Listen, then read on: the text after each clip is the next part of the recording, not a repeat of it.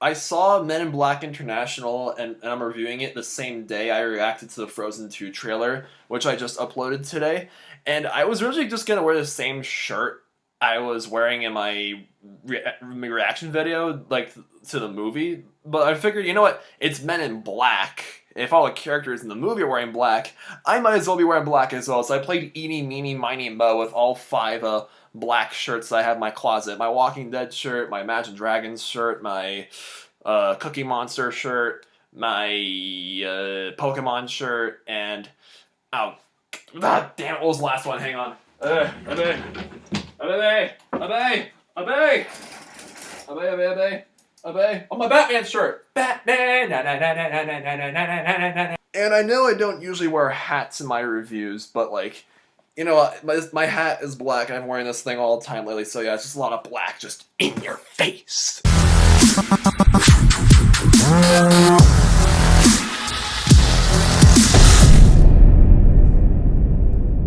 Knock your punk ass down is TVB, and I'm here today to review the latest Men in Black film, Men in Black International. It stars Tessa Thompson, Chris Hemsworth, Liam Neeson, some cool that Indian guy from The Big Sick. I'm sorry, I forget his name. Rebecca Ferguson, and it's directed by F. Gary Gray, who also directed Strata Content Movies, a classic. You guys should definitely watch it. And yeah, Tessa Thompson joins the Men in Black in this movie, and she gets part of Chris Hemsworth to do Men in Black things, like track aliens. Yeah, this movie's plot makes no sense. So I went into Men in Black International with very mixed anticipations. Like, you know, I love Chris Hemsworth. He is fantastic as Thor, and he's become one of my favorite actors. And Tessa Thompson was great also in Thor Ragnarok. And she was also very great in... It's a very underrated performance in Sorry to Bother You, which came out last year. And it's honestly going down as one of the most underrated movies I've ever seen. And yeah, the two have great chemistry together. I've seen it before in Thor Ragnarok, with Chris Hemsworth obviously being Thor and Tessa Thompson playing as Valkyrie. And you know, so I should be excited for this movie, but walking into it, I couldn't help but ask myself, you know, do we really need another Men in Black movie? Like, who asked for another Men in Black movie?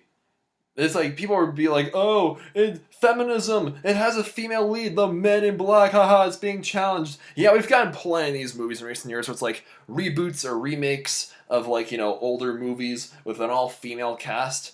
Yeah, this movie's not that crazy about the whole, like, you know, SJW agenda thing. It only gets, like, kinda SJW-ish in like two scenes where they're just like, oh, it's the men and women in black this time. Oh, Men in Black, what about the woman in black too? Yeah, there's only two scenes like that, so it's not as crazy about that as other movies I've seen in recent years. But again, I was asking myself, like, do we really need this? Because this isn't like a reboot.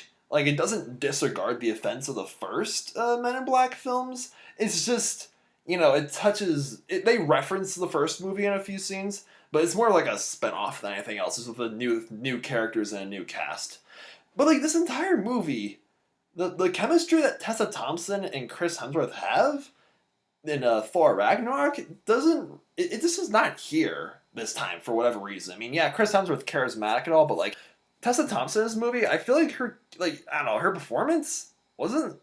I was really disappointed, because again, I know she can act, but she just phoned in for this movie. Also, I gotta blame the screenwriter for that, because this movie's script, it gets very corny at a few scenes. There's some scenes where Tessa Thompson looks like she's looking past the camera and is just like reading off her lines. It's like, oh, I'm pretty, I'm smart, I look good in black, I'm blah blah blah blah blah blah. It's like, girl, come on, you can put more effort into it at least. This like little alien thing called Pawnee, he's pretty cute in a few scenes.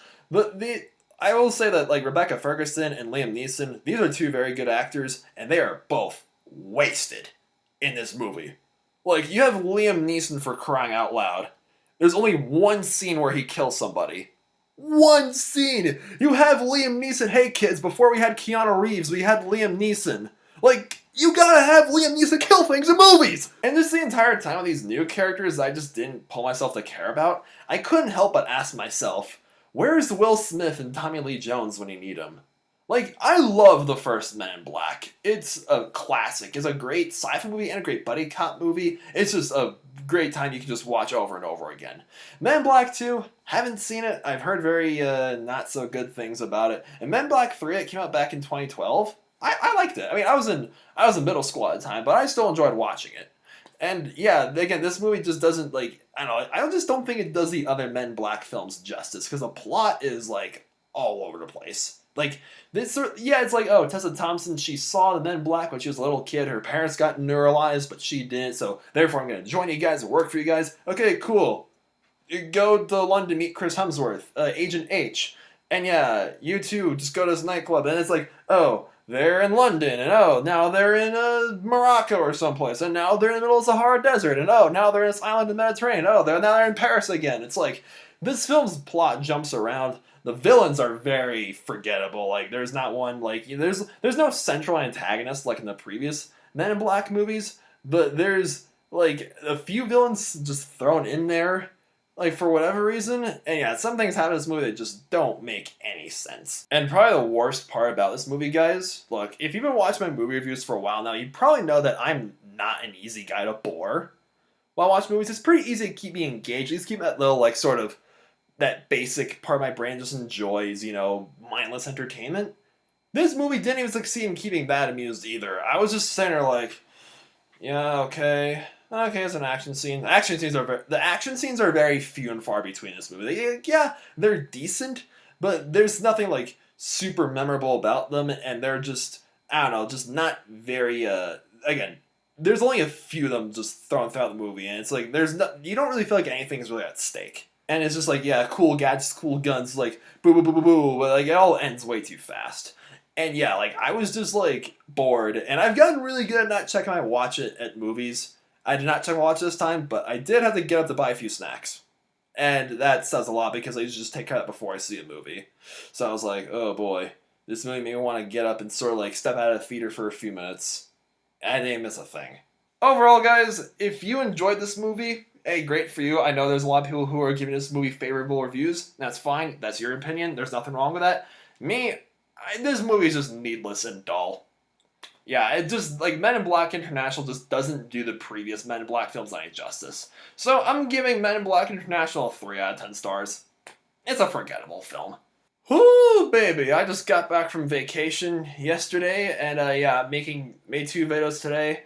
Got like 3 more planned for you guys tomorrow, and probably gonna make another animal fact video and a sort of a special video that I'll keep a secret for now. Planned for you guys before Monday starts, because my summer class begins on Monday.